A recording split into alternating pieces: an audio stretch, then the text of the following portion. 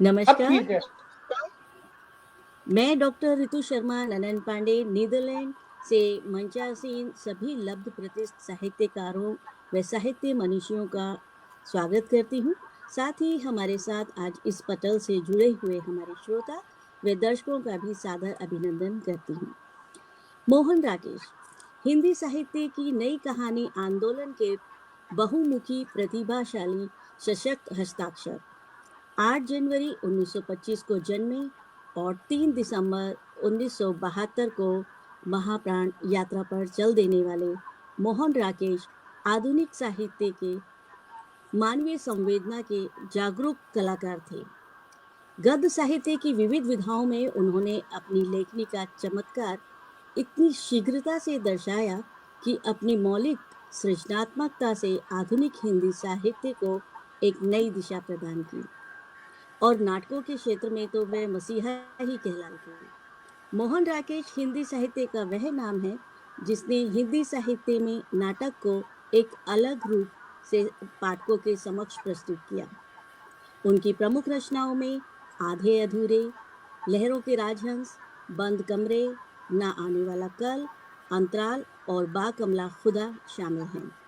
यूँ तो उन्होंने अनेकों रचनाएं लिखी हैं, लेकिन यहाँ पर मैं कुछ रचनाओं के ही नाम ले रही हूँ।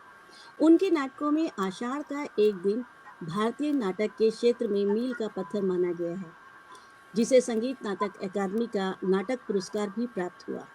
यह नाटक कवि कालिदास के जीवन और उनकी रचनाओं पर आधारित है। मोहन राकेश की लेखनी में गहरी संवेदनाएं, मानवता, देशभक्ति और सामाजिक मुद्दों की गहराई देखने को मिलती है। इसको उनके नाटक आधे अधूरों में भी देखा जा सकता है। तो आइए आज स्वर्गीय मोहन राकेश के कृतित्व और व्यक्तित्व को याद करते हुए हम इस प्रोग्राम में उनके सृजन पर चर्चा करते हैं।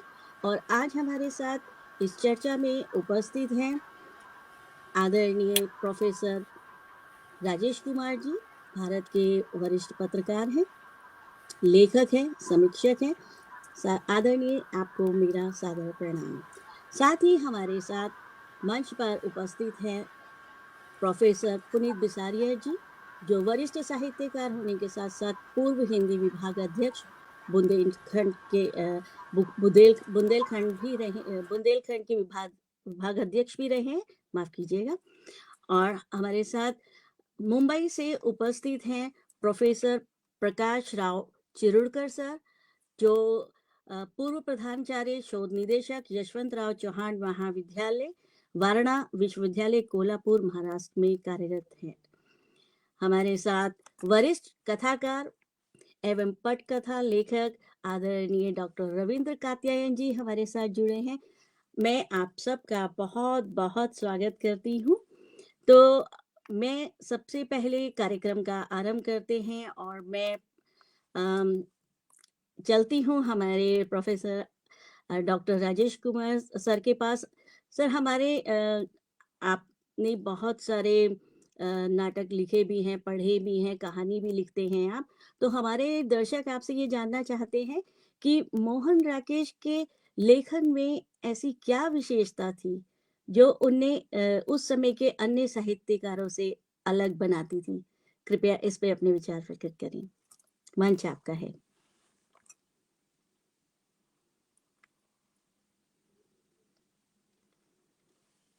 सर, आप म्यूट हो जाइए। आपको बहुत बहुत नमस्कार पुनः और बहुत धन्यवाद इस कार्यक्रम में, महत्वपूर्ण कार्यक्रम में मुझे शामिल करने के लिए। और हमारे जो साथी हैं डॉक्टर प्रकाश, मैं ठीक से नाम बोलूँगा चिरुड़कर सर। हाँ, और अब सबके नाम यहाँ से हट गए हैं। तो आप सभी को भी मेरा प्रणाम और मुझे बहुत खुशी है आपके साथ बैठ करके हम लोग कुछ बात करेंगे। तो किसी भी साहित्यकार को जब हम देखते हैं तो ज़रूरी होता है कि उनकी जो पृष्ठभूमि है, मतलब उस किस परिवेश में, किस समय में वे काम कर रहे थे, उसको समझना। तो जब मोहन राकेश जी लिख रहे थे या लिखना शुरू कर रहे थे या जीवन प्रारंभ कर रहे थे, साहित्यिक जीवन प्रारंभ कर रहे थे, तो भारत में एक संक्रांति काल था। मतलब समय जो था वो करवट बदल रहा था। विभाजन की विभीषिका थी, जिसमें सब लोग बहुत दुखी थे, पीड़ित थे। भारत आज़ाद हो चुका था और उसमें भारत को जो ने जो सपने देखे थे, वो पूंजीवाद और समाजवाद के टकराव के कारण, जो हमारे यहाँ व्यवस्था नेहरू जी ने शुरू की थी, वो सपने लोगों के टूटने लगे थे। भ्रष्टाचार बढ़ गया था। अ, शहरीकरण होने लगा था। लोग काम की तलाश में शहर की तरफ आने लगे थे और शहर में आकर अ, ये भी आवश्यकता हो गई थी कि स्त्री भी काम करे, एक तो आर्थिक दबावों के कारण और दूसरे शायद आज़ादी की स्थिति के कारण, स्त्री की आज़ादी के कारण वो काम करे। ऐसे में परिवार छोटे हो गए, परिवार विघटित होने लगे और संबंधों की बहुत ही जटिल व्यवस्था पैदा हुई, जिसमें बच्चों को कौन देखेगा, बच्चों की क्या स्थिति है, ये सब चीज़ें हमारे सामने आई।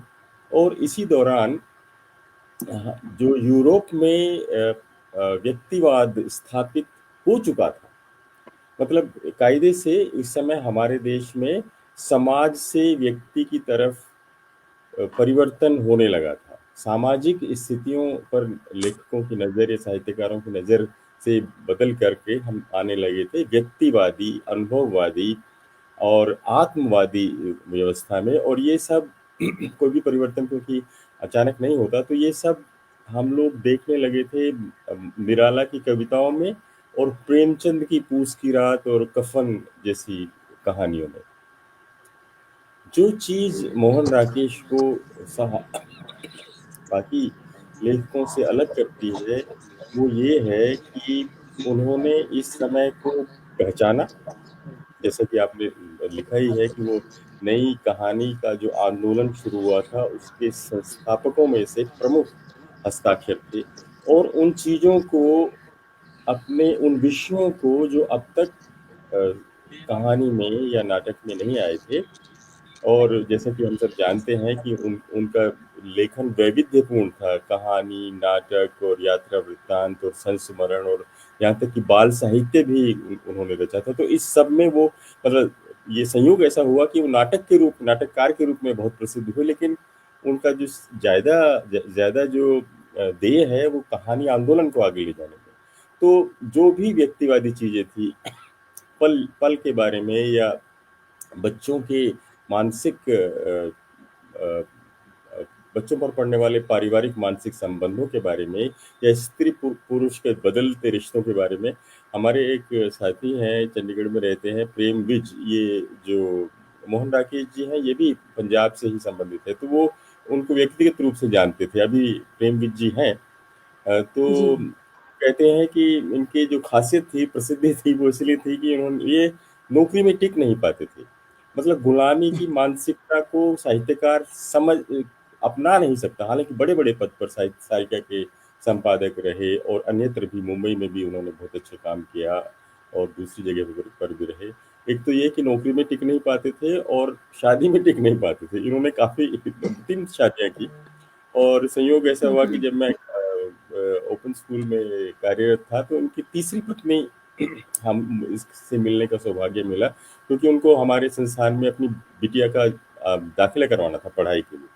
तो इन सब चीज़ों के परिप्रेक्ष्य में समाज में बदलती हुई स्थितियों को समझते हुए, व्यक्ति के महत्व को रेखांकित करते हुए और हम जो समाज में परिवर्तन देख रहे थे संबंधों में और सामाजिक स्थितियों में और मनुष्य की पीड़ा में, वो सारी चीज़ें, क्योंकि मोहन राकेश जी एक नए मुहावरे में, मतलब पहले का जो साहित्य हम देखते हैं जयशंकर प्रसाद और भारतेंदु में जो था, किसी भी तरह से उन्हें गौण स्थापित करने की कोई इच्छा नहीं है मेरी, लेकिन वहाँ जो एक तरह की सपाटता, सीधापन था, वो अब अ, अभिव्यक्ति में भी जटिलताएं, बिंब और क्या कहते हैं, प्रभावात्मकता, ये सारी चीजें हमें दिखाई देने लगी थी।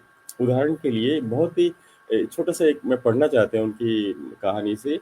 वो कहते हैं कि सूर्य का गोला पानी की सतह से छू गया, पानी पर दूर तक सोना ही सोना ढल गया, पर वह रंग इतनी जल्दी बदल रहा था कि किसी एक क्षण के लिए उसे एक नाम दे पाना असंभव था।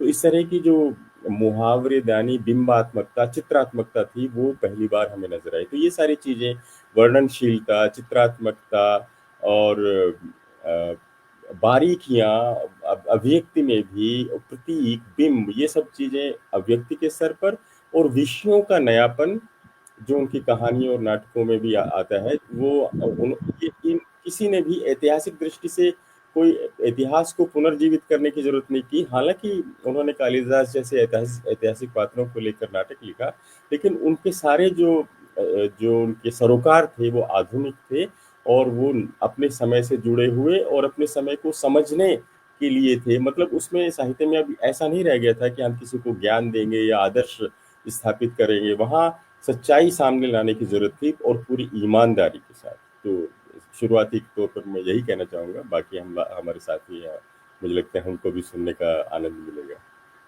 बहुत बहुत धन्यवाद सर, आपने बताया कि किस तरीके से मोहन राकेश ने अपने सृजन में तत्कालीन सामाजिक मुद्दों को प्राथमिकता दी, इसलिए उनका जो, हालांकि बहुत सारे लेखक उस समय इन मुद्दों को उठा रहे थे, लेकिन फिर भी जिस तरीके से उन्होंने उठाया वो अपने आप में विशेष था, जो उन्हें अपने आप में अलग बनाता है बाकी साहित्यकारों से। और अब हमारे साथ मंच पर उपस्थित हैं भारत के वरिष्ठ साहित्यकार, पत्रकार, फिल्म पटकथा लेखक आदरणीय राजेश बादल सर। सर, आपका मंच पर बहुत बहुत स्वागत है। अब आप आ गए हैं तो इसी चर्चा को आगे बढ़ाते हुए मैं हमारे दर्शक आदरणीय राजेश बादल सर आपसे जानना चाहेंगे कि आधे अधूरे नाटक जो हैं उनका, आधे अधूरे नाटक के विषय में हमारे दर्शक जानना चाहते हैं कि ये नाटक जितना उस समय महत्वपूर्ण था, क्या आज के समय भी यह नाटक उतना प्रासंगिक है? कृपया हमारे दर्शकों को बताएं, मंच आपका है। जी, धन्यवाद। मैं निश्चित रूप से कह सकता हूँ कि जो नाटक विधा है वो मोहन राकेश और उसके बाद कुछ और समय तक हम देखें तो कुछ नाटककार और जो आए हैं, वो एक ऐसे दौर में आए हैं जब वो उस कालखंड की घटनाओं को प्रतिबिंबित करते हैं। और जैसा कि भारतीय समाज के बारे में कहा जाता है कि ये बहुत धीमी गति से अपने आप को बदलने वाला समाज है, तो मैं ये कह सकता हूँ कि जिस कालखंड में मोहन राकेश का प्रवेश हुआ, और उस कालखंड में देखिए, हमें अगर याद करूं तो पूरी बालिग आंखों से उन्होंने हिंदुस्तान की आजादी को देखा, और उसके बाद भी वो 25 बरस तक सक्रिय रहे। तो जो कालखंड उन्होंने देखा, उस कालखंड को अपने नाटकों के जरिए उन्होंने रेखांकित किया, दिखाया भी। आधे अधूरे के संदर्भ में आपको एक बात कहूं मैं, कि वो जो जिस दौर में, मतलब पहला मंचन जो था वो ओम शिवपुरी साहब के उसमें हुआ था फरवरी 1969 में। और मुझे याद है कि मैं ओम शिवपुरी साहब से मिला था, और आधे अधूरे पर मेरा लंबा उनसे वार्तालाप हुआ था, बातचीत हुई थी। तो उन्होंने कहा कि आजादी के करीब करीब 25 बरस बाद के हिंदुस्तान की आप कल्पना करिए कि उसमें समाज एक टूटन, एक चटकन महसूस कर रहा था। वो समाज जो बहुत परंपरागत था और बहुत धीमी गति से आगे बढ़ने वाला समाज था, उसमें ये आया था कि एक तरफ तो आधुनिकता का समावेश हो रहा था, लोग आपसी महिलाओं की और स्त्रियों की आजादी के लिए, अधिकार के लिए बराबर बात कही जा रही थी। लेकिन कुछ और इसके बरक्स आप देखें तो सामाजिक जो स्तर पर एक मध्य वर्गीय परिवार अपने आप से भी लड़ाई लड़ रहा था।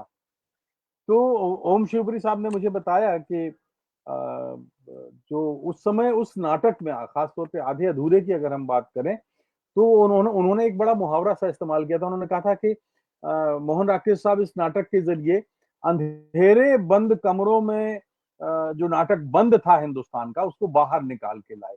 अगर मैं उसको ठीक ठाक समझ पाता हूं तो मैं ये कहता हूं कि जिस तरह से जगजीत सिंह ने भारत की गजल को महफिलों से निकालकर आम आदमी के एक ड्राइंग रूम में बिठाया, उसी तरह से मोहन राकेश ने उस मध्य वर्ग की, कई बार आप कह सकते हैं कि हताशा, कुंठा, एक एक अपने अंदर अपने आप से लड़ने की जो एक सिलसिला है वो है, और एक गुस्सा, उस गुस्से को जिस तरह से मोहन राकेश ने आधे अधूरे नाटक में, आपने देखा होगा कि बहुत ही आसान से शब्दों में परिवार के 4 लोग हैं, हस्बैंड है, वाइफ है, 2 बेटियां हैं और 1 बेटा है। अब ये बेटियां और बेटा, ये लगभग 20-21 बरस के की उम्र के हैं, और हम ये मानते हैं कि उस दौर के हिंदुस्तान में लगभग 18-19 साल का होते ही पेरेंट्स को बेटी की शादी की चिंता होने लग जाती थी। तो जो माँ है, वो इस वक्त 40-42, जो सावित्री की मैं बात करता हूँ, तो सावित्री जो है जी, जी। 40-42 बरस की है। उसकी अब देखिए कि वो परिवार की धुरी पर है, क्योंकि पति कुछ कमाता नहीं है, बेरोजगार हो गया है, अथवा वो एक, उस नाटक में चूंकि सब सारी चीजें नहीं हैं, लेकिन उस नाटक को संकेत देता है कि वो पति कभी कमाता रहा होगा, और जब वो कमाता रहा होगा तो परिवार के मुखिया की तरह व्यवहार करता रहा होगा। लेकिन जैसे ही वो इस स्थिति में आया कि वो अब कमा नहीं रहा है और घर में एक उपेक्षित बूढ़े की तरह उसकी स्थिति हो गई है, तो फिर महिला सावित्री जो है वो धुरी पर आती है, और जब वो धुरी पर आती है तो उसकी अपनी आकांक्षाएं हैं, महत्वाकांक्षाएं हैं, परिवार को आगे ले जाने की जिम्मेदारियां भी हैं, जवान बेटियां भी हैं, तो एक बेटी जवान हो रही है। तो ये इन सब के बीच में अपने आप से जो लड़ाई है वो जारी है, और अपने पति के साथ उसके रिश्तों का जो ताना बाना है, उस ताने बाने में वो अपना अस्तित्व बचाए रखने की कोशिश करती है। मेरे मित्र एक अलखनंदन हुआ करते थे। एक तो मैंने आपको बताया कि ओम शिवपुरी साहब ने 69 में जब पहला मंचन किया, तो उसके बाद में जब जयपुर में था नवभारत टाइम्स के दिनों में, तो मैंने उधर भी उनके साथ देखा भी और बात भी हुई। और उसके बाद हमारे एक और मित्र अलखनंदन होते थे, जो भारत भवन में बड़े अच्छे निर्देशक थे नाटकों के, तो उन्होंने भी इस नाटक को खेला था। और मैं एक संयोग आपको बता दूं कि पत्रकारिता के साथ साथ मैं खुद भी, मेरी शुरुआत थिएटर से हुई थी, तो मैंने आषाढ़ का एक दिन और आधे अधूरे दोनों, हमने इंदौर में एक रंगशाला नाम की एक संस्था बनाई थी, और तब हमने ये 2 नाटक खेले थे। और आषाढ़ का एक दिन तो चलिए, उसका तो एकदम अलग ही ताना बाना है, लेकिन मैं इसके बारे में कह सकता हूँ कि देखिए 2 चीजें अगर आप देखते हैं कि कितनी आसानी से मोहन राकेश कह जाते हैं, बहुत आसानी से, जो घर घर में हम उन संवादों को, जिसके जरिए जो हॉल में बैठा हुआ दर्शक है या जो नाटक का जो देखने आया है, वो कैसे मोहन राकेश के साथ जुड़ जाता था। वो दिन भर से थकी हारी असंतुष्ट गृह स्वामिनी घर आई है, और वो एक हस्बैंड का पजामा कहीं पड़ा हुआ है उधर, और वो उसके बहाने वो तंज करती है कि और कुछ नहीं, सारे दिन भर पड़े पड़े आप जो है रोटियां तोड़ते हैं, या कुछ उस तरह की बात करती है, और कम से कम अपने कपड़े तो ढंग से रख सकते हैं। तो वो जो पाजामा संवाद है, अब मैं यहाँ पूरा, चूंकि समय कम है, बाकी विद्वान वक्ताओं को भी हम सुनेंगे, तो लेकिन जो पाजामा संवाद है वो एक मध्य वर्ग का संवाद है, और उस संवाद को मुझे लगता है भारत के नाटक परंपरा में उसको निश्चित रूप से एक महत्वपूर्ण स्थान मिलना चाहिए। दूसरी बात एक और होती है कि पत्नी का जो बॉस है, वो सावित्री का बॉस है, क्योंकि वो अकेली धुरी पर है, कमाती है, तो बॉस की चाहे भले ही कोई भी इच्छाएं रही हों, लेकिन वो घर पे अगर आने की बात करता है तो वो रोक तो नहीं सकती। वहां से जो द्वंद्व शुरू होता है, उसमें मोहन राकेश उस नाटक में एक शब्द का इस्तेमाल करते हैं कि पल भर की अवघड़ खामोशी। अब देखिए, उस खामोशी के लिए अवघड़ शब्द का इस्तेमाल कितने साहित्यकारों ने, कहीं और भी अगर आप बिंब देखें, तो पल भर की अवघड़ खामोशी, आहा, सब कुछ कह जाता है, सारी बात कह जाती है। जी। और दूसरी बात कि 50-55 साल पहले भी एक मध्य वर्ग की टूटन थी, जकड़न थी, बेटा जवान होता था, रोजगार क्या, हम लोग भी उस दौर से गुजरे हैं, तो जवान होता था तो क्या कहेगा, है, और फिर जवान होता बेटा कुड़कुड़ाता है कि अपने बॉस के लिए वो कहता है, क्यों बुलाती हो ऐसे लोगों को घर। देखिए इसमें कितना बड़ा अगर आप इसका मनोवैज्ञानिक विश्लेषण करेंगे तो आप पाएंगे वो कहती है कि क्यों बुलाती हो ऐसे लोगों को अपने घर जिनके आने से हम और हम जितने छोटे हैं उससे और छोटे हो जाते हैं। अब ये डायलॉग देखिए अंदर तक चीर जाता है और मध्यवर्ग की इस बात को पीड़ा को जो बयान करता है। अगर वक्त होगा तो मैं और इस पर बात करूंगा। मेरे ख्याल है कि अभी प्राथमिक वक्तव्य के तौर पर नहीं सर, आप कंटिन्यू रखिए। अच्छा अच्छा जी जी।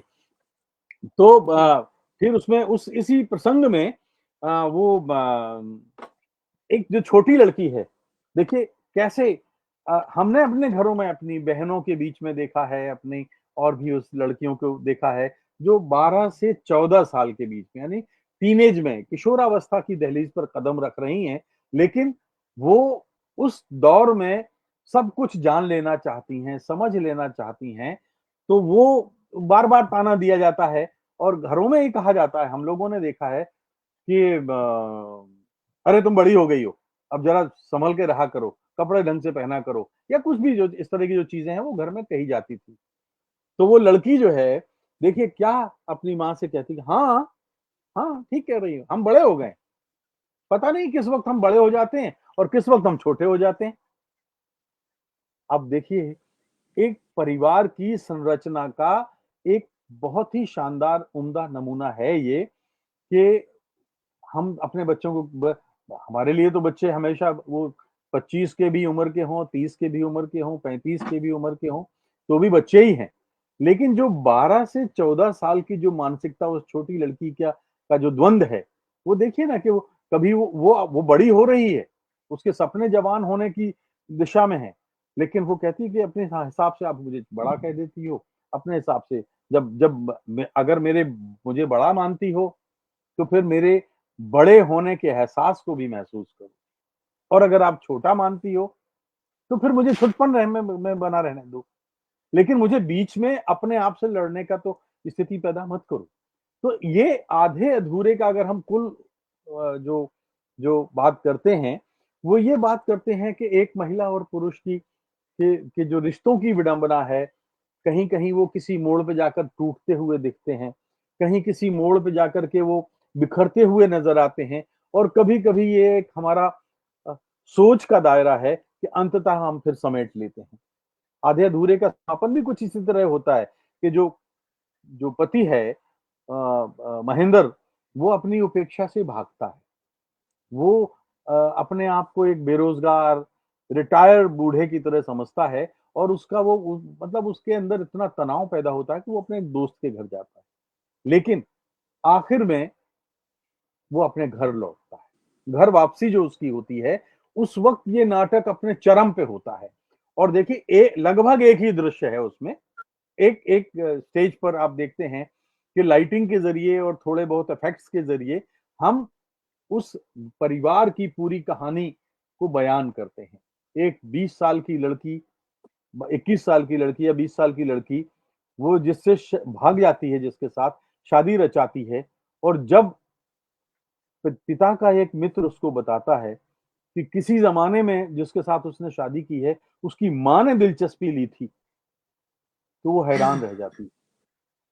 तो हम्म। ये मेरे कहने का मतलब है कि ये वो सिलसिला जो शुरू हुआ है, हम आपने जो आज की प्रासंगिकता की बात कही है, हमारे पास आज देखिए इंटरनेट है, टेलीविज़न है, चैनल्स हैं, तमाम सारे प्लेटफ़ॉर्म हैं, तो ये समय से पहले बच्चों को जवान भी करते हैं और हमारी अपनी महत्वाकांक्षाओं को जगा भी रहे हैं। तो चीज़ें वही हैं, मूल्य वही हैं जो दरक रहे हैं, लेकिन आज थोड़ा-सा और विकराल हो गए हैं। आज इसलिए विकराल हो गए हैं क्योंकि हम अब उतना धीरज, संकोच या लिहाज़ नहीं करते। हमारे बच्चे खुलकर बात करते हैं, आपको अच्छा लगे या बुरा। जो बात 1969 में बड़ी बेटी या छोटी बेटी नहीं कह सकती थी, आज आपका बच्चा खुलकर कहता है। तो आज परिवार नाम की संस्था पर इसलिए मुझे लगता है कि ऋतु जी संकट के बादल मंडराने लगे हैं, भारत में भी। प्रदेश में तो जो चीज़ें हैं वो हैं, हमें सब मालूम है। लेकिन भारत में भी इसका असर अब दिखाई देने लगा है, जो 55 साल पहले मोहन राकेश हम लिख कर गए थे, और हम उसके नाटकों में देखते हुए, और आखिरी अंतिम बात मैं ये कहूंगा कि मोहन राकेश को जब आप पढ़ते हैं और जब आप उनके नाटक देखते हैं तो आप ये पाते हैं कि देखिए, लेखक हमारे जो प्रेमचंद हैं, प्रेमचंद को हम क्यों याद करते हैं?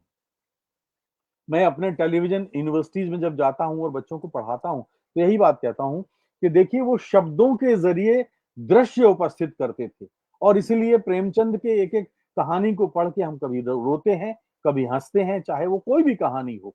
तो इसी तरह से वो हुनर, वो परंपरा प्रेमचंद के बाद मुझे लगता है फणीश्वर नाथ रेणु और मोहन राकेश, इन दो लोगों में के लेखन में वो चीज समझ में आती है कि वो लिख रहे हैं या नाटक के जरिए शब्द आपको मंच से सुनाई दे रहे हैं, और एक एक दृश्य आपके दिमाग में खड़ा हो रहा है, चल रहा है। तो अपने शब्दों से दिमाग में फिल्म पैदा कर देने का जो ताकत है, शब्दों की ताकत है, वो प्रेमचंद की परंपरा का मोहन राकेश में मुझे दिखाई देता है। जी। बहुत बहुत धन्यवाद सर, आपने बहुत ही विस्तृत रूप में मोहन राकेश के आधे अधूरे नाटक पर प्रकाश डाला और उनकी सोच पर भी प्रकाश डाला। अक्सर ये होता है कि उच्च वर्ग जो होता है वो कुछ भी करता है, आसानी से निकल जाता है, और निम्न वर्ग को कोई पूछता नहीं है, बीच में रह जाते हैं मध्यम वर्ग के लोग। और मध्यम वर्ग की जो एक मानसिकता है, या अपर मध्यम वर्ग की जो मानसिकता है, वो मोहन राकेश के लेखन में, उनके सृजन में किस तरह से हमारे सामने आती है, इस पर आपने बहुत अच्छा प्रकाश डाला सर। आपका बहुत बहुत आभार। अब हम आगे चलते हैं और हमारे बीच में प्रोफेसर पुनीत बिसारिया जी हैं। हमारे दर्शक आपसे जानना चाहते हैं आदरणीय कि मोहन राकेश के जो नाटक है या सृजन है, उनका हिंदी साहित्य में क्या योगदान रहा? क्या मोहन राकेश की जीवन दृष्टि उनके लेखन में भी दिखाई देती है? मंच आपका है सर। जी, बहुत बहुत धन्यवाद रितु जी। सबसे पहले सभी आदरणीय वक्ताओं को प्रणाम। बहुत ही अच्छा प्रश्न आपने उठाया है। मोहन राकेश के साथ मैं एक त्रासदी मानता हूं कि वो हिंदी साहित्य में एक नाटककार बनकर रह गए हैं, जबकि राजेश जी ने एक संकेत भी किया था कि वे समांतर कहानी आंदोलन के जो त्रयी के एक प्रमुख हस्ताक्षर रहे हैं, राजेंद्र यादव और कमलेश्वर के साथ मिलकर, और उनकी कहानियां भी उतनी ही प्रभावशाली रही हैं। जहां तक नाटक की बात है, जो आप अभी पहला प्रश्न है उसकी बात मैं करूं, तो उनके जो नाटक थे, उन नाटकों में जो हम देखते हैं कि पहले के नाटक चाहे वो भारतेंदु हरिश्चंद्र के हों या जयशंकर प्रसाद जी के हों, उसके नायक प्रायः धीरोदात्त नायक होते थे, या फिर उन नायकों में कहीं ना कहीं एक दिव्यता की भावना होती थी। सामान्य नायक नहीं होते थे, असामान्य नायक कह लीजिए। मोहन राकेश ने नायक को दिव्यता की गद्दी से उतारकर एक सामान्य व्यक्ति के रूप में परिणत किया, और वह व्यक्ति जो हमारे गली मोहल्ले में आसपास हमें अक्सर देखने को मिल जाएगा, उस तरह का पात्र वो, कहानियों में भी इसी तरह के पात्र वो लेकर आए, और उन पात्रों से कहीं ना कहीं एक पाठक का अपनापन, अपना जुड़ाव, एक तादात्म्य स्थापित हुआ, और उस तादात्म्य को उन्होंने चित्रोपमता दी। जैसी चर्चा अभी आदरणीय राजेश बादल जी ने की कि चित्र जैसे शब्द उनके होते हैं, मोहन राकेश जी ऐसे बिंबों की सृष्टि करते हैं। तो वो जो बिंब बनाते हैं, वो अपने आप में जब मंचन के समय प्रस्तुत किए जाते हैं तो उनका प्रभाव और अधिक हो जाता है। और यही कारण है कि लगभग 55 साल होने के बाद भी मोहन राकेश स्वातंत्र्योत्तर नाटककारों में शीर्ष पर, आज भी उनकी जगह कोई ले नहीं पाया है, या उनके आसपास भी नहीं खड़ा हो पाया है, मैं ऐसा मानता हूँ। और दूसरी महत्वपूर्ण बात उन्होंने ये की कि जैसे पौराणिक पात्र या कालिदास जैसे पात्र को लिया उन्होंने, तो उसे भी उन्होंने आधुनिक संदर्भों से जोड़ने का काम किया। वहां पर भी उन्हें वही आधुनिक जीवन की समस्याएं दिखाई दी, मातृगुप्त के जीवन में, मल्लिका के और प्रियंगु मंजरी के जीवन में, जो सावित्री और महेंद्र के जीवन में। यानी पुरातनता को आधुनिक परिप्रेक्ष्य में देखना, ये एक बहुत महत्वपूर्ण कार्य था, जो कि मोहन राकेश जी ने किया। और उस के साथ उन्होंने जैसा कि प्रसाद जी ने कहा था कि अधिकार सुख कितना मादक और व्यर्थ होता है, तो वो अधिकार सुख की जो व्यर्थता है, वो व्यर्थता कहीं ना कहीं उसके एक्सटेंशन के रूप में आषाढ़ का एक दिन में हमारे सामने कालिदास के रूप में मिलती है कि वो किस प्रकार से अधिकार पाने के बाद भी, कश्मीर का शासक बनने के बाद भी किस प्रकार से वो अपने को महसूस करता है या उसके परिवार के सदस्य महसूस करते हैं। आधे अधूरे में भी उसी प्रकार का एक गृह स्वामी होकर भी अधिकार विहीन होना कितना दर्दनाक हो सकता है, कष्टकर हो सकता है, ये बात उस नायक से जो है बहुत अच्छी तरह से समझी जा सकती है। और ये कहीं ना कहीं स्वातंत्र्योत्तर समाज की एक समस्या है कि वहां पर अकेलापन है, टूटन है, द्वंद्व है, असंतोष है, कहीं ना कहीं अपने से ऊपर के वर्ग में जाने की आकांक्षा है, जिस वर्ग में हमको कभी जगह उच्च वर्ग में नहीं मिल पा रही है। तो वो सब लालसाएं, या जो उच्च वर्ग में पहुंच गया उसकी अपनी समस्याएं हैं, तो उन सारी समस्याओं को वो अपने नाटकों में, कहानियों में लेकर आते हैं और उनके माध्यम से वो आम जीवन से, आम जनता से जुड़ते हैं और इसीलिए वो प्रासंगिक है। मोहन राकेश का साहित्य आधुनिकता का साहित्य है, आधुनिक समाज का साहित्य है। मैं सिर्फ नाटक नहीं, सबकी समग्र बात करता हूं। और उस साहित्य में हमें स्वातंत्र्योत्तर समाज के दुख दर्द मिलते हैं देखने के लिए, और उन दुख दर्दों से कहीं ना कहीं आज की पीढ़ी भी, भले ही समाज बदल गया हो, समाज की जरूरतें बदल गई हों, लेकिन वो जो चीजें उस समय शुरू हो गई थी, शायद वो और अधिक बिगड़े रूप में या विकृत रूप में आज के समाज में हमारे सामने उपस्थित है। जैसा कि अभी चर्चा में आधे अधूरे में राजेश बादल जी ने बताया, आप देखिए कि जो समस्याएं आधे अधूरे की थीं, वो समस्याएं क्या आज और अधिक जटिल नहीं हो गई हैं?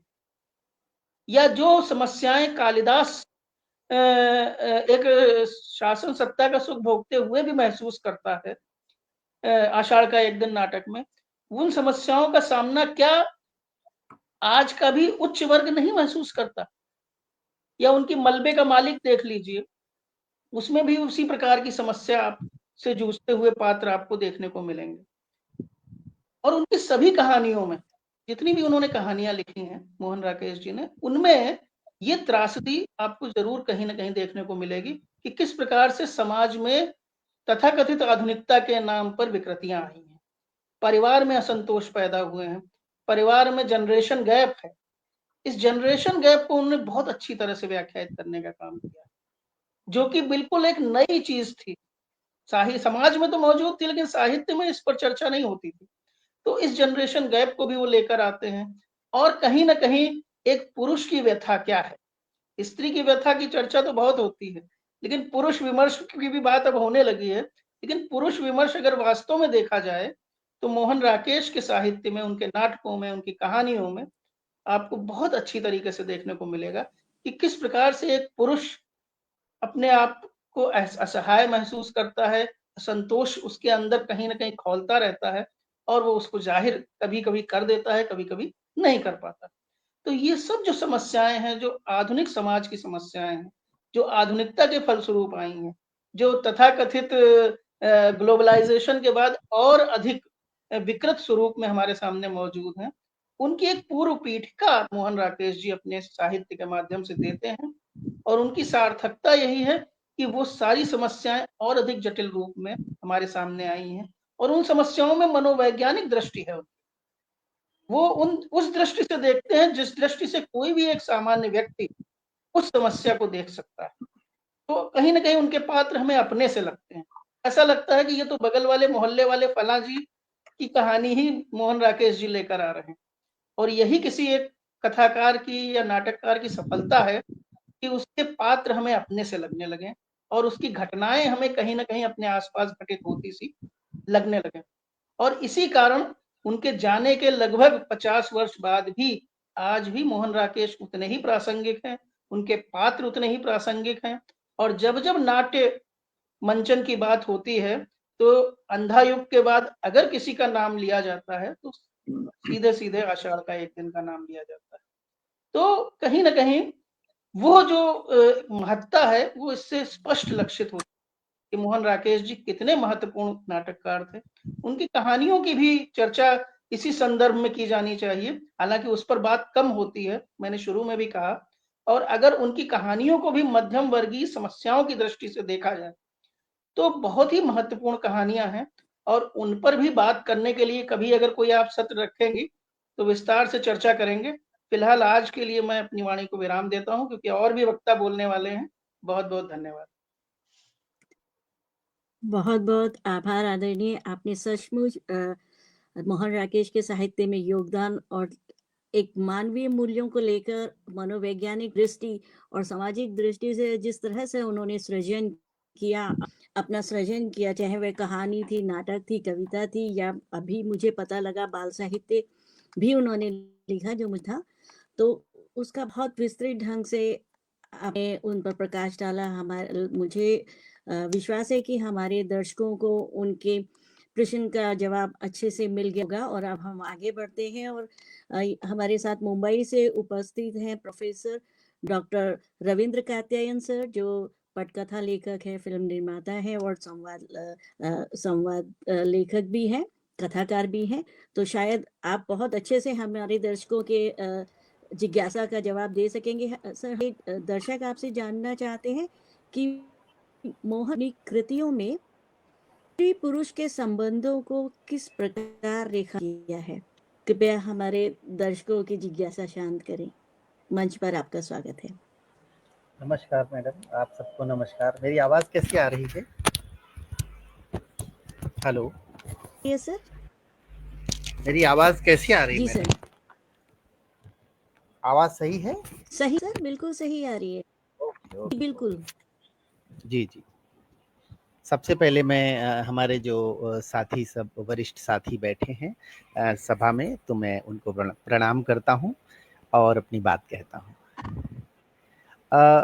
देखिए, स्त्री पुरुष संबंधों की जो बात कही गई है, असल में मोहन राकेश ने जो कुछ लिखा है वो ज़्यादातर तो उन्होंने अपने जीवन में उसको अभी झेला है, उसको सहा है। आप ये समझ लीजिए कि अभी सबने कहा कि हिंदी साहित्य में, नाटकों में मोहन राकेश सबसे बड़े नाटककारों में से एक हैं। लेकिन आज़ादी के बाद की जो परिस्थितियां हैं और उसमें जो सामाजिक जीवन है और उसमें जो पुरुष स्त्री के संबंध हैं और उन परिस्थितियों ने, सामाजिक परिस्थितियों ने, आर्थिक परिस्थितियों ने, राजनीतिक परिस्थितियों ने किस तरह मनुष्य को प्रभावित किया है और उसके दाम्पत्य जीवन पर, उसके व्यक्तिगत जीवन पर जो प्रभाव पड़ा है, वो तो मोहन राकेश के अपने जीवन से ही हम लोग जान सकते हैं। आप समझ लीजिए कि उन्होंने इतिहास में एक तरह से जो घटित हुआ है उसे वो आज अपने नाटकों में बदलने की कोशिश करते हैं। लेकिन आज का जीवन बहुत जटिल है, मनुष्य अवसादग्रस्त है, पीड़ा में है, चारों तरफ संघर्ष है और ये सारी बातें आप समझ लेंगे कि 1955-60 यानी 1947 से लेकर 1962 तक का जो उनके जीवन का 15 वर्ष का समय है, बहुत संघर्ष में, उसके बाद भी संघर्ष में ही रहा। लेकिन ये है कि इस दौर में वो नौकरियां करते गए और छोड़ते गए, क्योंकि उनको निकाल दिया गया या किसी भी कारण से उनका संघर्ष बना रहा। और संघर्ष तब से नहीं और पहले से है। थोड़ा सा पीछे जाऊंगा, उनके पिताजी बहुत अच्छे वकील थे, अच्छा खासा संगीत साहित्य के प्रेमी थे, आर्थिक समस्याओं से घिरे थे और उन्होंने बहुत सा कर्ज लिया और आप सोचिए एक दिन उन्होंने आत्महत्या कर ली, जिसके कारण मोहन राकेश पर बहुत सारा दबाव आ गया और अंतिम संस्कार के लिए जब वो उन्होंने तैयारी की तो मकान मालिक ने कहा कि मुर्दे को हाथ नहीं लगाने दूंगा। तब मम्मी, उनकी माँ के हाथों की चूड़ियों को बेचा गया और उसके बाद कर्ज चुकाकर फिर पिता की अंत्येष्टि हो सकी। यहाँ से उनका संघर्ष शुरू होता है। आप सोचिए, ये आज जो है अस्पताल में जब मरीज पड़ा होता है, किसी की मृत्यु हो जाए तो अस्पताल वाले पहले फीस जमा करवाते हैं, उसके बाद मुर्दे को हाथ लगाने देते हैं। ये वास्तविकता है जो मोहन राकेश ने तब लिखी थी और जो उन्होंने झेली थी, जो हम आज देख रहे हैं। वो राजनीति में भी गए, लेकिन वहां भी उन्हें कोई फायदा नहीं हुआ, उनको जीवन की सार्थक अभिव्यक्ति नहीं मिली। अनीता राकेश जो उनकी तीसरी पत्नी थी, जो उनके साथ रहती थी, उन्होंने लिखा है कि किसी रिश्ते, किसी दोस्ती या किसी कमिटमेंट में अब उन्हें विश्वास नहीं रह गया था, और अगर विश्वास था तो उसे फिर से जोड़ने या मजबूत करने की हिम्मत बाकी नहीं रह गई थी। ये चंद सतरें और में उन्होंने लिखा है। पहली पत्नी नौकरी करती थी और इनसे ज्यादा कमाती थी, तो एडजस्टमेंट नहीं हुआ। आप समझ सकते हैं कि पत्नी ज्यादा कमाती थी और पति कम, तो दोनों में नहीं समझौता हो पाया, तो टूट गई शादी। फिर 1960 में अपनी मित्र की बहन जो हिसार में थे, उससे दूसरा विवाह किया, लेकिन उसमें धोखा हो गया। वो अत्यंत नाटकीय, लगभग विक्षिप्त महिला थी। अगर ये डांट देते थे तो कीर्ति नगर दिल्ली की सड़कों पर घूमती थी या छत पर चढ़कर हाथ पैर पटकने लगती थी। और जब उनको अरे सारिका के सारिका के कार्यालय में जब नौकरी मिली है, तो वो वहां पहुंच गई और उसने इनको इतना अपमानित किया कि सारिका का दफ्तर छोड़कर घर लौट आए और नौकरी छोड़ दी। ये उनकी दूसरी पत्नी है, यानी वो भी विवाह चल नहीं सका। फिर अनीता राकेश के साथ जुड़े, जो बहुत समझदार थी। उन्होंने राकेश को समझा और उनके साथ बाद में रही अंत तक। सन 47 में उन्होंने संस्कृत में ओरिएंटल कॉलेज लाहौर से एमए किया, जालंधर से हिंदी में दोबारा एमए किया, और आप समझिए 3 जगह पढ़ा है। Elphinstone college Mumbai, DAV college Jalandhar, और उसके बाद दिल्ली विश्वविद्यालय, और तीनों जगह उनको नौकरी छोड़नी पड़ी। ये कौन सी विभीषिका है उनके जीवन की। और फिर सारिका का संपादन, वहां भी उनको संपादन से हटाया गया। उन्होंने लिखा है कि आत्महत्या करने का मन करता था, और स्वतंत्र लेखन को उन्होंने 62 के बाद कहा, सोच लिया कि अब स्वतंत्र लेखन करना है, और 72 तक यानी 10 साल तक उन्होंने स्वतंत्र लेखन किया। अब उनके स्त्री पुरुष संबंधों के बारे, अब आप सोच सकते हैं, जिस व्यक्ति के जीवन में इतना कुछ घटित हुआ है, माँ के चूड़ियां बेचने से लेकर ये 3 जीवन में जो पत्नियां आई हैं, तो उनकी कहानियों और उनके नाटकों में वही अभिव्यक्त होता है, वही चीज दिखाई दे रहा है। जो पारिवारिक संबंधों में जो संघर्ष है, जो बदलाव है, जो समय के साथ पारिवारिक समस्याएं हैं, विवाह के साथ अलगाव, मानवीय मूल्यों की जो स्थापना करना वो चाहते हैं, लेकिन वो नहीं कर पा रहे। तो विवाह टूट रहे हैं, परिवार में अंतर्कलह है, एकल परिवारों के लिए लोग विवश हो रहे हैं। यही मनोविज्ञान उनके नाटकों में आप देख लीजिए कि कैसे उनके विवाह स्वयं टूटे हैं, तो दूसरों के टूट ही रहे हैं। इसीलिए उनके लिए जो है, जो आधे अधूरे किस तरह से व्यक्त करता है कि मनुष्य एक मनुष्य नहीं, वो कई रोल करता है, लेकिन है एक ही पुरुष, एक ही है जो कई तरह से दिखाई देता है। यही वो काले सूट वाला आदमी हो या पुरुष 1 2 3 4 हो या अशोक हो, सब एक जैसे ही।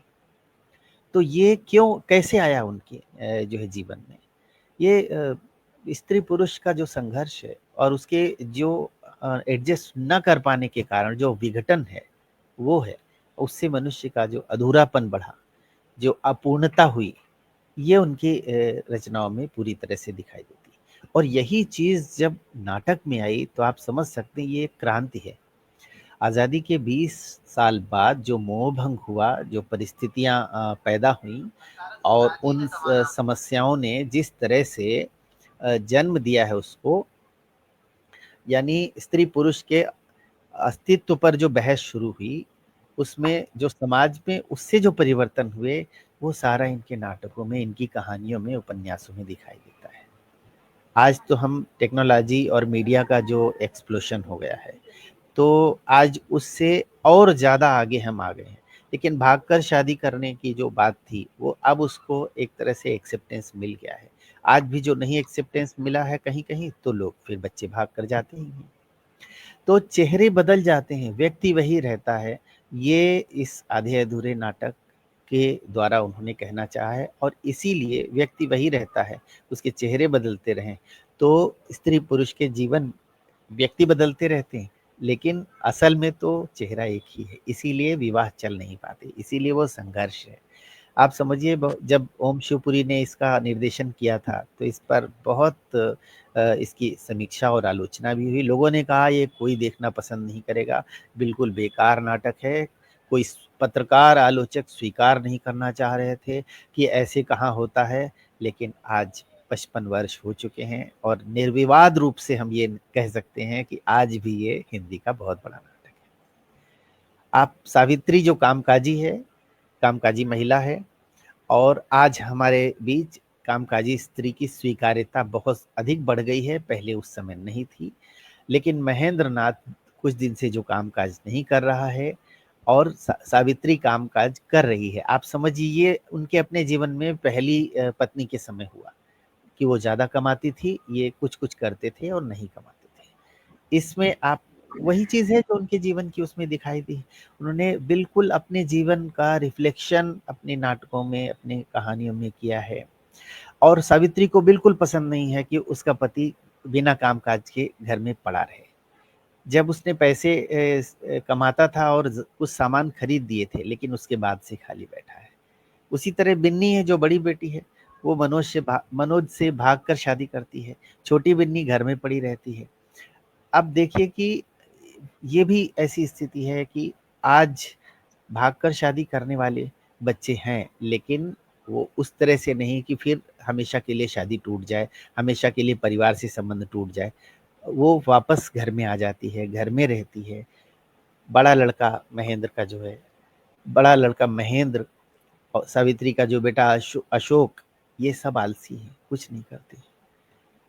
कोई कहानी नहीं है, लेकिन कितना बड़ा मोड़ है इसके जो है ना कोई बड़ा मोड़ है, लेकिन इनके जीवन की जो विसंगतियां हैं, उनका संघर्ष है, उनके अधूरेपन और उनकी परेशानियां हैं, परिवार में संघर्ष और तनाव है, ये मुख्य रूप से स्त्री पुरुष के ऐसे अपूर्ण अधूरेपन से जीने वाले संबंधों के कारण है। उनमें है ही नहीं बहुत अच्छे संबंध। और नाटक का अंतिम सत्य भी यही है कि एक पूरा घर त्रासदी से ग्रस्त है। बहुत बड़ा भयंकर अंतर्द्वंद है और ये अंतर्द्वंद उन दोनों का ही नहीं है, ये पूरे मध्य वर्ग की आशा आकांक्षा और उसकी सामाजिक चेतना में व्याप्त है। आप देख लीजिए आज मध्य वर्ग में स्त्री पुरुष संबंधों में बहुत कम परिवार ऐसे हैं जहां पर खुशी से दोनों लोग रह रहे हों और पूरा परिवार आगे बढ़ा हो। दाम्पत्य जीवन के सुखमय अंत या उस सुखमय जीवन के ऊपर हिंदी साहित्य में भी बहुत कम रचनाएं लिखी गई हैं। दुख, संघर्ष और पीड़ा और द्वंद्व पर बहुत है, लेकिन अच्छे दाम्पत्य पर बहुत ही कम, गिनी चुनी, शायद ढूंढना पड़े हमें कि अच्छी कौन सी है। तो ये समस्याएं जो है वही ज्यादातर उभर कर आई हैं और इस प्रकार जीवन में बहुत कुछ पाकर भी, बहुत कुछ होकर भी हमारे बीच एक अधूरापन हमेशा व्याप्त रहता है। यही अधूरापन है जो हिंदी साहित्य में इस आधे अधूरे के द्वारा प्रकट हुआ है और इसको एक श्रेष्ठ नाटक साबित करता है। मुझे लगता है मैंने बहुत बोल लिया है और बहुत बहुत धन्यवाद कि आपने मुझे यहाँ पर बुलाया। बहुत बहुत आभार सर, आपने सही बताया। स्त्री पुरुष का जो संबंध है, बहुत कुछ जो उनके लेखन में स्त्री पुरुष के संबंध को लेकर जो लिखा गया, वो उन्होंने अपने व्यक्तिगत जीवन से लिया और अपने आसपास का जो जीवन उन्होंने स्त्री पुरुष के संबंधों या द्वंद्वों को देखा, उसे अपनी लेखनी से उकारा।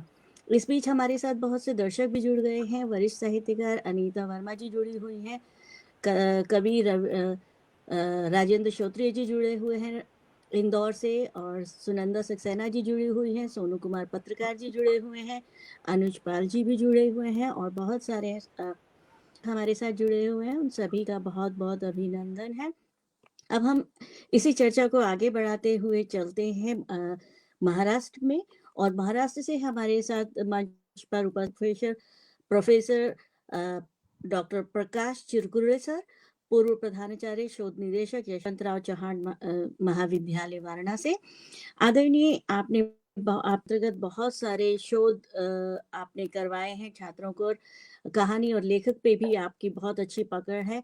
तो हमारे दर्शक आपसे ये जानना चाहते हैं कि मोहन राकेश के सृजन में प्रेम भावना का कितना महत्व रहा है। अभी हमने हमारे बाकी वक्ताओं से जो सुना वो कुछ अलग था, लेकिन हमारे दर्शक आपसे जानना चाहते हैं कि प्रेम की महत्ता थी किस प्रकार उन्होंने प्रेम की महत्ता को भी अपने सृजन में दिखाया।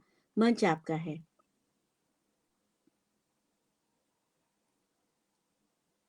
सर, आपकी आवाज। जी।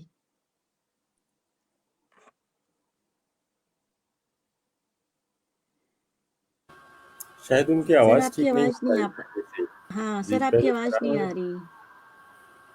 म्यूट तो नहीं है, कहीं अनम्यूट कर ले। सर आप म्यूट तो नहीं है कहीं?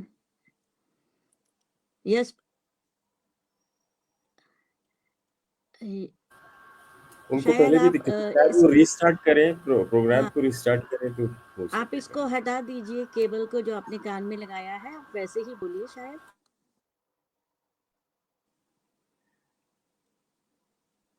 हाँ हो सकता है अब अच्छा आए आवाज।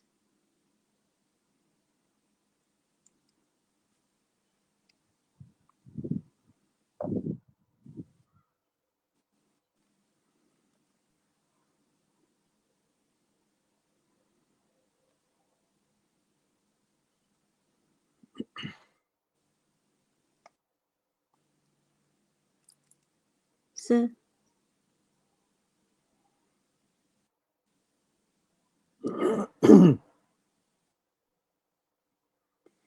सर आपकी आवाज में थोड़ा सा शायद व्यवधान वो है, आप सुनाई हम सुन नहीं पा।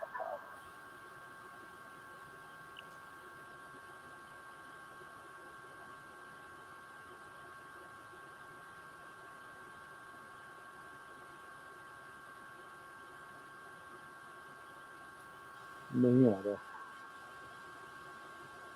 हाँ थोड़ा इंतजार करते हैं।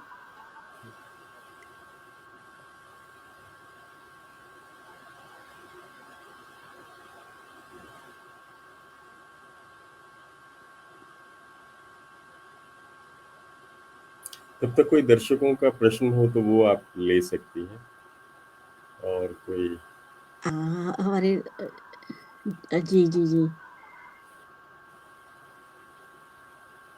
नहीं तो मेरे ख्याल से सर फिर जुड़ गए हैं।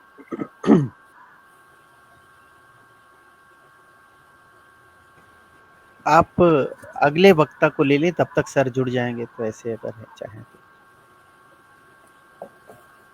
जी जी या जी हम ही लोग कुछ और नए तरीके से इस चर्चा को आगे बढ़ाएं, तो जब हम तक लोग वो सब कहें, बोल चुके हैं।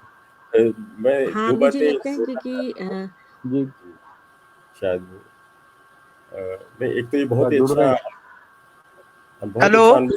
हाँ, हाँ, ठीक है, ठीक है, आइए। आवाज आ रही है जी? जी सर बिल्कुल जी सर। जी। जी बिल्कुल सर अब आ रही है। उपस्थित अंतर्राष्ट्रीय हिंदी संगठन नीदरलैंड की साहित्यिक प्रस्तुति अर्थात इसकी संयोजिका आदरणीय डॉक्टर ऋतु शर्मा नंदन पांडे जी का मैं पहले से ही धन्यवाद ज्ञापन करता हूं। थोड़ा दूर दराज में रहता हूं और टेक्निकल नॉलेज बहुत कम है। हम वास्तविक रूप में आर्ट्स फैकल्टी के हैं और के कारण हमें ये मिल रहा है। मौका देने के लिए फिर एक बार धन्यवाद।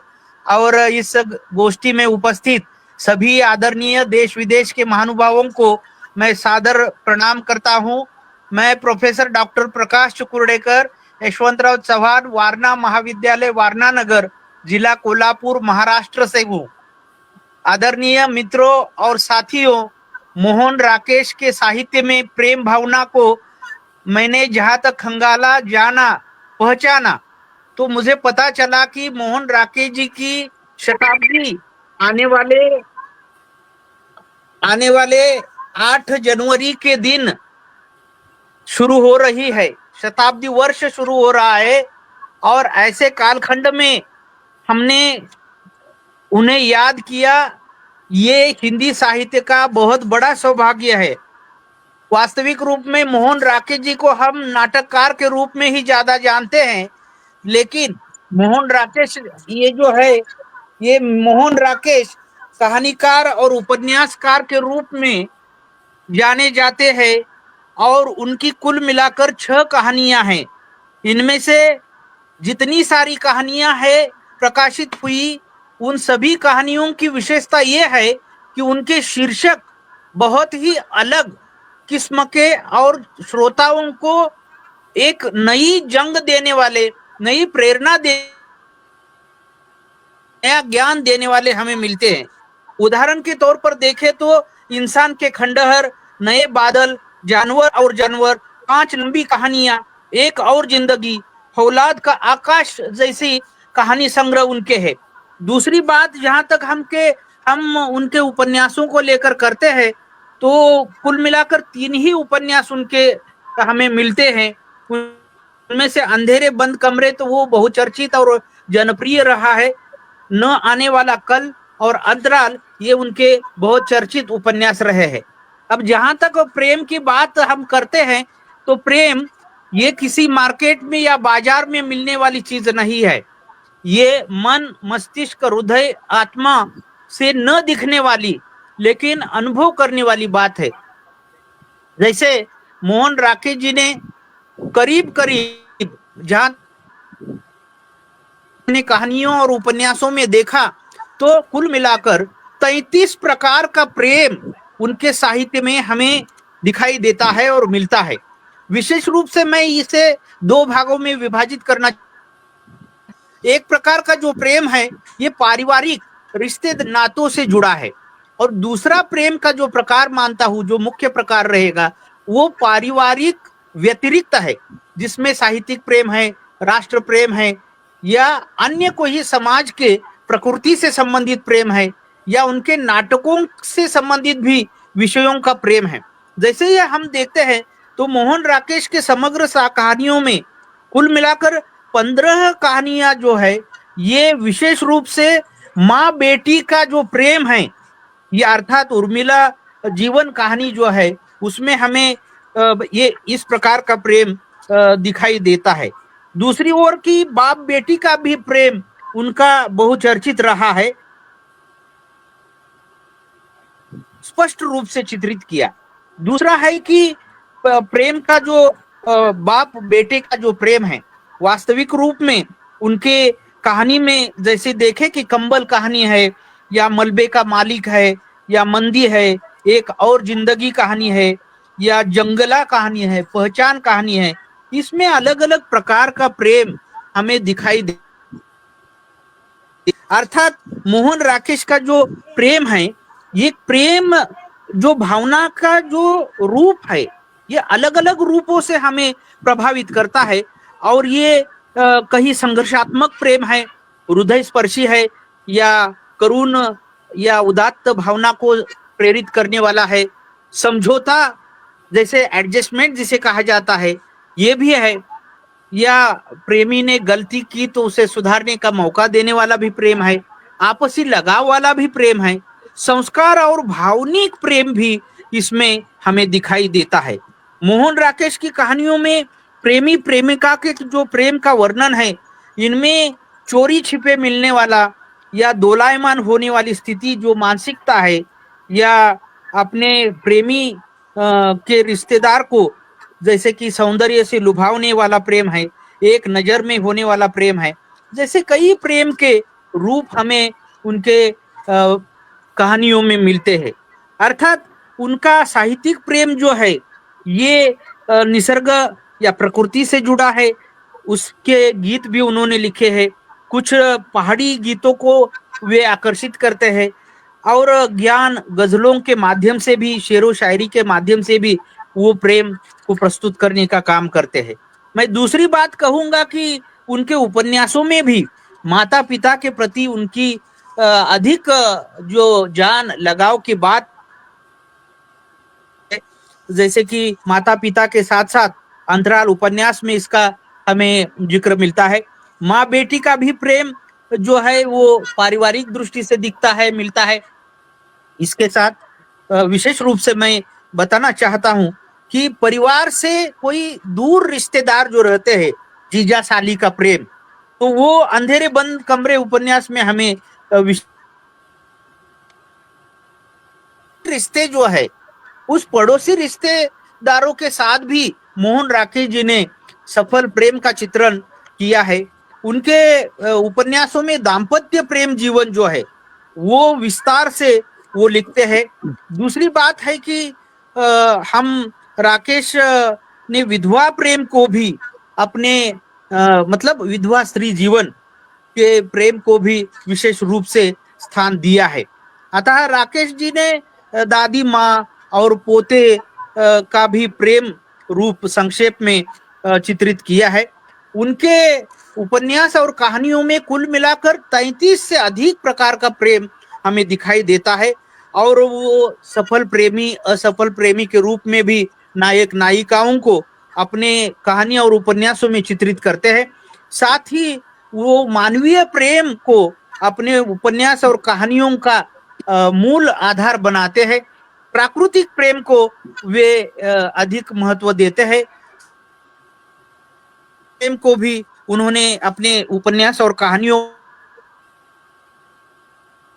एक एकांकी है उनके कहानियों में भी राष्ट्र प्रेम झलकता है। मैं बताऊं कि एक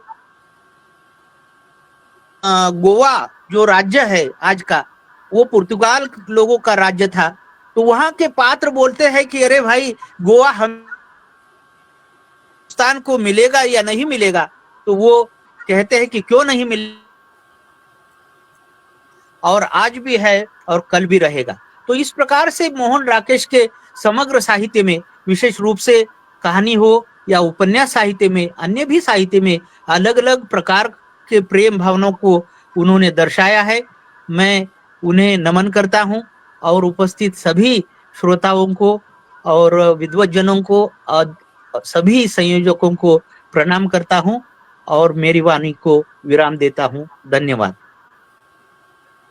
बहुत बहुत आभार आदरणीय, आपने उनके सृजन के एक अलग ही भाग को हमारे सामने, पक्ष को हमारे दर्शकों के सामने प्रस्तुत किया उपन्यास और कहानियों के माध्यम से, और उनकी कहानियों के प्रेम तत्व के विषय में आपने बताया। 33 प्रकार के प्रेम तत्व जो हैं, जिसमें हमारी रिश्तों में किस तरीके से थे, दोस्ती में किस तरीके थे, समाज में किस तरीके से उन्होंने प्रेम तत्व को दिखाया। बहुत ही सुंदर और विस्तृत जानकारी आपने दी है। हमारे साथ मंच पर उपस्थित हैं डॉक्टर अनिल कुमार शर्मा जी, जो शिक्षा अधिकारी हैं भारतीय विद्या भवन।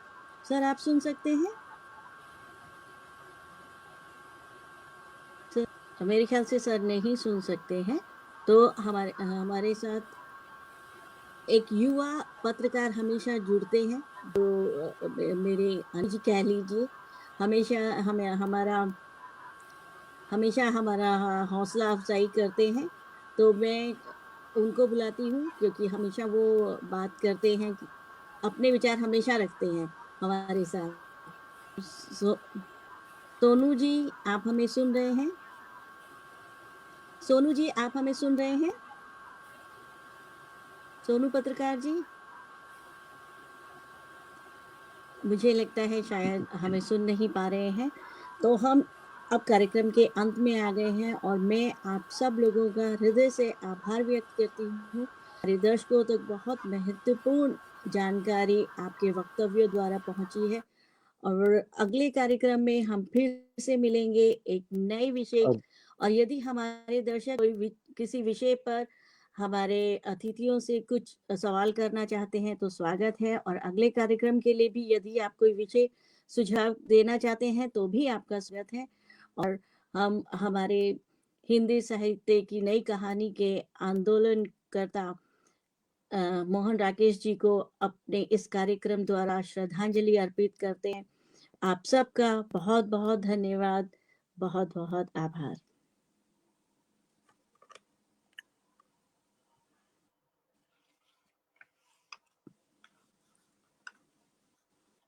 जी सर, अब एंड हो गया। बहुत अच्छा धन्यवाद कार्यक्रम रहा आपको सर, बहुत अच्छा कार्यक्रम रहा। चलिए, बहुत आपको बहुत आभार सर। और हाँ, थोड़ा सा मुझे अपने लगा आपको जुड़ने में मुश्किल हुई, हाँ नहीं, शुरुआत में कुछ प्रॉब्लम आ रही थी, लेकिन बाद में फिर मैंने अपने बेटे से कहा तो उसने, ये आजकल बच्चे बड़ी आसानी से ये समस्याएं सुलझा देते हैं।